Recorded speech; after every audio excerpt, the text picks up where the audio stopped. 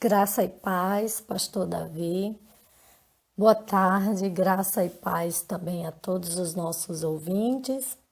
Vamos continuar nossa reflexão nessa tarde, no capítulo 24 de Mateus. Nós vamos ler apenas o versículo 33, que diz assim: Da mesma forma, quando virem todas estas coisas, saberão que o tempo está muito próximo. À porta. Tem pessoas que, quando fazem-nos uma visita na nossa casa, elas nos avisam, elas comunicam com antecedência, nos ajudando então a nos prepararmos para recebê-las. Esses avisos, eles servem como sinais evidentes de que essas pessoas de fato vão estar conosco e que, portanto, nós precisamos estar de prontidão para recepcioná-las. Bem, Jesus, quando falou a respeito da sua volta, no capítulo 24 de Mateus, ele proibiu os discípulos de investigarem a respeito do dia, da data exata da sua volta, mas ele deixou certo que isso aconteceria. Contudo, embora Jesus tivesse vedado essa possibilidade de conhecer o dia, ele deixou certo para os discípulos que caberia a eles sim identificar os tempos, isso é, os sinais que precederiam esse glorioso dia. Esses sinais, eles servem de referência, que mostrariam então a certeza, como também a proximidade deste momento tão esperado. Do versículo 6 ao versículo 8 do capítulo 24 de Mateus, desse sermão que é chamado de sermão profético, nós podemos encontrar uma série de sinais e podemos aqui também incluir o texto paralelo de Lucas e perceber ainda mais algumas evidências que são relatadas por Jesus, mostrando que a sua vinda seria precedida por esses eventos específicos. Eu queria então destacar esses sinais em 4 áreas específicas. A primeira área diz respeito a Israel. Jesus começa falando sobre os sinais que começariam a se desdobrar a partir de Israel. Logo nos versículos primeiros, o versículo 2 mais precisamente, Jesus fala a respeito da destruição do templo. Esse templo que na época de Jesus estava de pé, agora Jesus anuncia a sua total demolição. Jesus então disse para os discípulos, que estavam encantados com toda aquela construção, que ali não ficaria pedra sobre pedra, que tudo seria demolido. E cabalmente isso se cumpriu na história de Israel, quando no ano 70 depois de Cristo, o general Tito, que estava à frente do exército romano, invadiu Jerusalém na chamada Guerra Judaico-Romana e destruiu totalmente o templo e todos os complexos que estavam ali.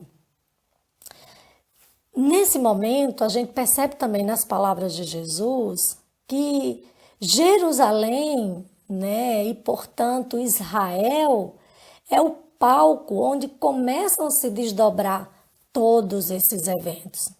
Mas lá no versículo 15 e o versículo 16, Jesus também nos dá outra grande referência, que é lá que o anticristo vai reinar. Então, a gente pode ver aqui que Israel é o cenário onde muitos eventos vão se desdobrar. E é lá que eles começam a acontecer. Nós podemos ver outra área aqui, que é o próprio mundo.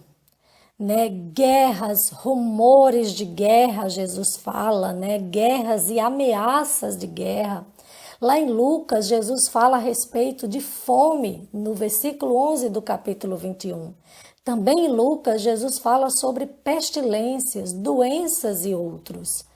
No versículo 29, Jesus fala sobre sinais na natureza, maremotos, e Lucas também nos fala sobre esses maremotos. Mateus nos fala sobre terremotos, sinais espantosos no céu, nos astros, no sol, na lua, nas estrelas. Coisas espantosas e grandes sinais nos céus, como diz Lucas, o Evangelho de Lucas. O tempo também que seria abreviado. Outra área é a religião. Falsos cristos, falsos messias que deveriam aparecer. Também falsos profetas, que são falsos líderes, falsos mensageiros, que na verdade enganam o povo dizendo que estão pregando o evangelho, mas que estão trazendo um evangelho falsificado e uma mensagem adulterada. Outra área é a própria igreja. A frieza do amor, destacado no versículo 12, por causa de toda essa multiplicação da iniquidade, o amor de muitos esfriariam. E aqui a gente pode entender a igreja, que é verdadeiramente quem pode amar nesse mundo. Também sinais na expansão da igreja, na evangelização, no versículo 14, isso é nos dito. Jesus diz que esse evangelho seria pregado em todo o mundo, então virá o fim. Isso não é uma condicionalidade, mas isso é uma evidência, isso é uma predição de que de fato o evangelho chegaria a todo mundo, e isto serviria como sinal que antecederia a sua vinda. Perseguição e morte dos discípulos. Jesus também anuncia isso no versículo 9. Crescimento da igreja. No versículo 31, Jesus diz que quando ele voltar, os anjos juntarão os salvos de toda a terra. Isso nos mostra que os salvos estariam espalhados por todo o planeta. Bem, meu querido, todos estes sinais deveriam ser as lentes com as quais deveríamos ler o cenário atual, pois não devemos ver tais realidades como as demais pessoas enxergam. Devemos olhar para elas e percebê-las como um eco nos avisando todos os dias. O rei está voltando, o rei está voltando, o rei está voltando. Jesus queria nos deixar essas evidências para que nós pudéssemos estar apercebidos, para que nós pudéssemos estar em alerta e pudéssemos, diante de cada um desses momentos, entender que a proximidade desse grande dia está chegando. Meus queridos, o que nós estamos percebendo no cenário de hoje? Se não estes sinais nos dias atuais. Temos sido assolados por pestes. Cada dia que passa surgem mais situações desse tipo. Só esses últimos dias, desses primeiros momentos aí do ano, já vimos tantos sinais. E aqui vale lembrar que na medida em que Jesus estiver voltando, esses sinais eles vão se intensificar, eles vão aumentando, eles vão, na verdade, criando cada vez mais intensidade.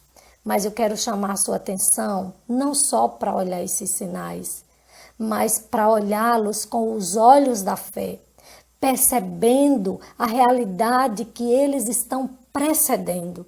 Eles estão nos anunciando, eles são os precedentes de um glorioso momento. Eles estão nos dizendo, o rei está voltando.